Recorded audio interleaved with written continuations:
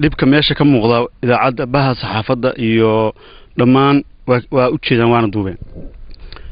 waxa aan doonaynaa oo muhiim ahna dib u heshiisiin dhaba in la helo walow ay wasiirka arrimuhu guduhu uu noo sheegay 4 maalmood ka hor in dib u heshiisiyahan laga furahay waxaan markii ka codsanaa maamulada iyo wax alla waxa arrinta qusayso in dib u heshiisiin dhaba loo gudbo dadkaas ehelka oo walaalaha oo wada dhashay oo marna kala maarmina isku gogol loogu keeno sidaas guriyahana ku dhismi karaan dadkuna ku walaaloobi karaa dhibkii iyo burburkii iyo balaayada la soo maraan looga bixi karaa haddaan dib u heshiisiin la helin wali ma soo marin guryahaas burbursan si looga caray dib u heshiisiin iyo maamulka dhex galay haatana wax kale oo la isku hayaa ma jiray dadkii wax gogol soo keenay leey waxaan ku soo dhaweynayaa in la helo dib u heshiisiin dhaba oo wasiirka arrimaha gudaha uu noo sheegay maamulka cusub inuu galo galmudug waxaan ka geysanaynaa annagu deegaankii baan nahay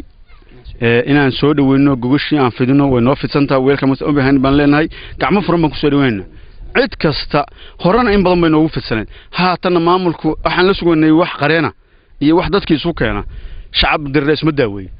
haatana ayadii ma hore waa noogu fidsan haddana waa sii xoojinayna biidnillaahi kariim amnigeena waa sugi doonaa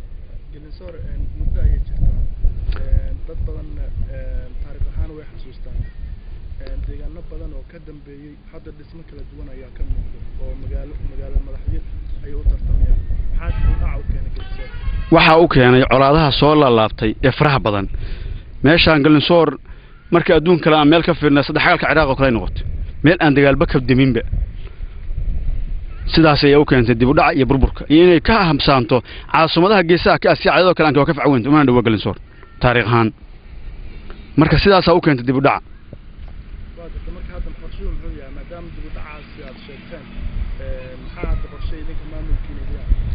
maamulkeena dib u heshiisiin inaan geed gaaban iyo geed dheer ba u fuulno gogasheen noo fidsan tahay naf iyo maal waxaan leenahay aan hawshaas aan u istaagno ugu rabnaa maalkeena ku bixino nafteena qorraxda iyo qobada la taagnaan biidnillaahi kariim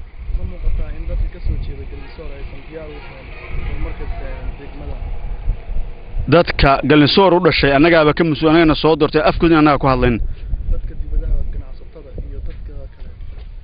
dhammaan har yahaminba way nala soo hadlayaan waxayba ku hayaanba gogashii iyo wax alla waxay bixi lahaa maxaan ka qabanaa maxaan yeelnaa har yahaminba iyaga waa u taagan oo nagu boorinay marka ugu dambeyntii hay'adaha samafalka iyo dawladda Galmudug maxaa fariinteeda ugu dambaysa inay gacan ka geystaan nala xoojiyaan amnigeeda gogasheeda wax walba ay dadkaas walaalaha masaalixdooda iyo horumarkooda sidaan ugu istaagna ay noola istaagan baan doonaynaa biidnillaahi kariim Galinsoor waxa lagu xantaa in qayb ay ka yihiin inta badan dhalinyarada isbaarada kacay Galinsoor dhibaatadan oo lagu xanto marka qaar inay sabab u tahay dhibaatada loo geysanayo dadka marka idinka maxaa talaa iyo tusaalaha maadaama hadda ciidamada booliis la tababarayo maxaa wadadaas qorshihiisa u yahay walaal horta waxna la qabo dhammaan Soomaaliya meel ay isbaara ka jireen wayada